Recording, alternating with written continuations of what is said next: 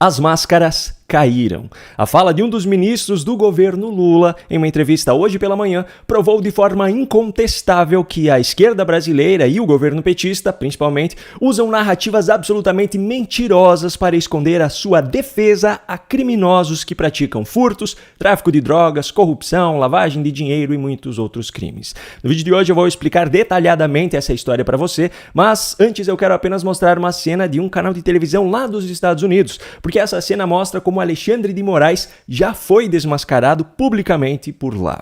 Brandon Carr, comissário da Comissão Federal de Comunicações dos Estados Unidos, a FCC ou FCC lá, que seria o equivalente à Anatel aqui no Brasil, participou de um programa da Fox Business há cerca de 3 semanas para falar sobre as decisões de Alexandre de Moraes contra o X e também sobre o papel da própria Anatel nesse caso. Só que só agora é que esse vídeo começou a repercutir aqui no Brasil. Veja só o que ele disse. Yeah, I think you're exactly right. Ultimately, Anatel is the one that's enforcing it, and they're my regulatory counterparts there, so that was an appropriate place to start to speak up was to them directly. But this is a really concerning story that has lots of elements to it. On the one hand, it looks like it's part of this global surge in censorship that we're seeing taking place across the world, and it is. But it's also a real concern for doing business in Brazil. If you look at business leaders in the U.S. like Bill Ackman, he's questioned whether this decision puts Brazil on the path to becoming uninvestable. And I think he's right, because not only did they go after X in violation of Brazil's own constitution, in my view, but they went after Starlink, which is a separate company with different shareholders, and froze their assets. That's a very concerning move if you're doing business in Brazil to see that. Well, it was a punitive move. That's clear. It had nothing to do with the violation. But even the order itself, you say, violates due process. How does it do that? Yeah, leading up to this decision, they were issuing a series of secret orders directing X and other social media companies to censor the political opponents in government. So the Brazilian senators and representatives that are in opposition to Brazil's incumbent government, the Lula administration. And only when X said, look, we're not going to do this in secret, did they start to take these punitive actions. And if you look at the underlying judicial decision, it mentions in 13 or 14 different places Bolsonaro administration. Essa é mais uma evidência de que o mundo já reconhece as ilegalidades que estão sendo praticadas no Brasil, assim como reconhece as violações aos direitos humanos que acontecem em países como a Venezuela, por exemplo, mas não podem interferir, legalmente pelo menos não podem, por conta da soberania de cada país. Enfim, eu ainda tenho algo mais importante para mostrar no vídeo de hoje, e é isso que eu vou mostrar agora. As máscaras caíram. Um dos principais ministros do governo Lula, o da Justiça, Ricardo Lewandowski, deu provas incontestáveis em uma entrevista hoje pela manhã de que o governo Lula, assim como a esquerda brasileira, negligencia intencionalmente o combate ao crime.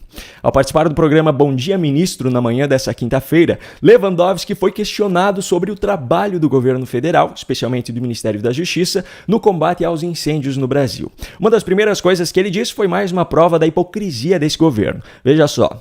Nós, do governo federal, somos coadjuvantes neste processo, porque não é o papel primário da União, do governo federal, combater os incêndios. Quem combate e reprime os incêndios são as polícias militares, sobretudo os bombeiros militares, que existem em grande número no país. Pois é, essa é a visão deles agora, mas em 2020, quando Bolsonaro estava na presidência, Lula culpava o governo federal, chamando inclusive o ministro do Meio Ambiente de cidadão sem caráter e sem respeito pela natureza. Marina Silva, que hoje é a ministra do Meio Ambiente, em 2020 dizia que a postura de Bolsonaro era inescrupulosa, que a atuação do governo era pífia, de puro faz de conta, etc. Mas esse não é o centro da questão que eu quero abordar aqui. O ponto principal é o seguinte: a apresentadora do programa aproveitou que o ministro Lewandowski já estava falando sobre as queimadas e perguntou sobre as ações do Ministério da Justiça em relação à punição àqueles que provocaram incêndios criminosos. Pois bem, eu separei aqui alguns trechos da resposta do ministro. Preste muita atenção. Chegou o momento de nós estabelecermos penas mais rigorosas para as queimadas não acidentais, para aquelas queimadas provocadas, dolosas e mesmo culposas. Nós acabamos de mandar para a Casa Civil da Presidência da República, e tive notícia ontem que esse que esse projeto que o Ministério da Justiça e Segurança Pública elaborou será enviado ao Congresso Nacional. Nele nós estabelecemos um aumento de penas para vários tipos criminais que existem na legislação, sobretudo aqueles crimes, aqueles incêndios que têm natureza dolosa, ou seja, aqueles em que o agente tem intenção de provocar o resultado, mesmo os culposos, aquele que a pessoa põe fogo no lixo, ou põe fogo numa roçada, num pasto, e acha que não vai acontecer nada, mas isso tem que ter consequências. Então estamos aumentando não só as penas, como estamos aumentando também ou endurecendo o regime de cumprimento destas penas. Ao invés de detenção, que é o regime estabelecido para a maioria desses crimes, nós estamos prevendo o regime de reclusão, e não só de detenção. O regime, portanto, mais rigoroso. Mas é preciso que haja a certeza de que a pessoa será punida. Nós temos que afastar essa ideia da impunidade. Veja só, o ministro deixa claro que o governo Lula tem plena consciência de que é preciso que haja punições rigorosas para coibir a prática de crimes, tanto que o Ministério da Justiça enviou à Casa Civil, que encaminhará ao Congresso Nacional, um projeto de lei que aumenta as penas e também endurece o regime de cumprimento dessas penas para a prática de incêndios criminosos, sejam eles dolosos ou culposos, ou seja, tanto para os incêndios em que houve intenção de cometer o crime, quanto para aqueles em que não houve intenção, mas aconteceu por negligência, imprudência ou imperícia. Só que essa consciência de que penas rigorosas coíbem a prática de crimes só se aplica para o caso de incêndios e não para os outros tipos de crimes. Não que essa consciência não exista, ela apenas não é aplicada. Uma prova disso, no dia 26 de novembro de 2022, ainda como ministro do Supremo Tribunal Federal, o mesmo Ricardo Lewandowski deu uma palestra sobre o equilíbrio e a segurança do Poder Judiciário em um evento promovido pelo Grupo Esfera Brasil. Nessa palestra, ele afirmou que o Brasil precisa de uma reforma no sistema penal no sentido de um desencarceramento, ou seja, uma reforma que diminua o número de pessoas presas. Lewandowski disse também que, abro aspas, às vezes uma pessoa que comete um crime de menor potencial ofensivo é encarcerada por muito tempo e imediatamente recrutada pelo crime organizado. Fecho aspas.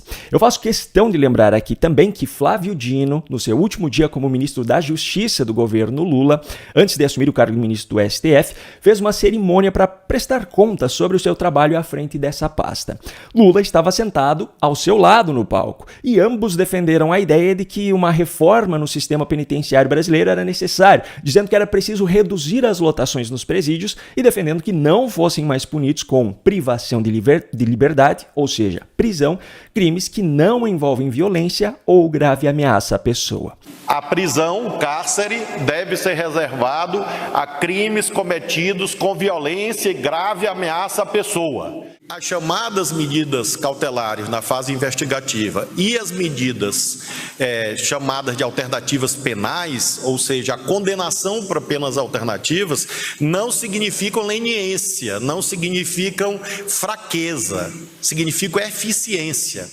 A gente quer ver se a gente consegue humanizar o combate ao pequeno crime, às pessoas mais humildes. Portanto, Lula, Lewandowski e Flávio Dino defendem abertamente que crimes sem violência ou grave ameaça à pessoa deveriam ter punições menos rigorosas. Só que crimes como furto, tráfico de drogas, corrupção, lavagem de dinheiro e muitos outros, em sua maioria são praticados sem emprego de violência ou grave ameaça à pessoa. Consequentemente, com as reformas defendidas por Lula, Lewandowski e Dino, esses criminosos não iriam para a cadeia.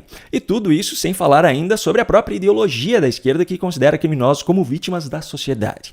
Enfim, o fato é que todos eles sabem que penas mais rigorosas coíbem a prática de crimes. Esse projeto de lei em relação aos incêndios é a prova disso, mas eles defendem penas menos rigorosas contra crimes sem violência ou grave ameaça à pessoa, ou seja, penas menos rigorosas para furto, tráfico de drogas, corrupção, lavagem de dinheiro, etc. Qual é a única conclusão conclusão possível diante de toda essa história? A única conclusão possível é de que essas pessoas não querem evitar que aconteça esse tipo de crime. Em outras palavras, essas pessoas defendem quem pratica esse tipo de crime. E essas pessoas estão hoje à frente da Presidência da República, do Ministério da Justiça e também dentro do STF. E ainda tem mais um ponto que eu não poderia deixar de enfatizar aqui. Me permita só repetir uma frase do ministro aqui. Mas é preciso que haja a certeza de que a pessoa será punida. Nós temos que afastar essa ideia da impunidade. Senhor ministro, o senhor quer falar sobre acabar com a ideia de impunidade? Justo o senhor que está nesse cargo por indicação de Lula, que hoje ocupa a cadeira de presidente da República somente porque teve suas condenações anuladas pelo Supremo Tribunal Federal e agora é tratado de uma forma como se os crimes praticados por ele tivessem deixado de existir. E eles não deixaram. Foi a condução do processo que justificou as anulações. Mas isso não significa que Lula é inocente. Se o senhor, seu ministro, quer acabar com a ideia de impunidade no Brasil, comece por Lula, o presidente da República.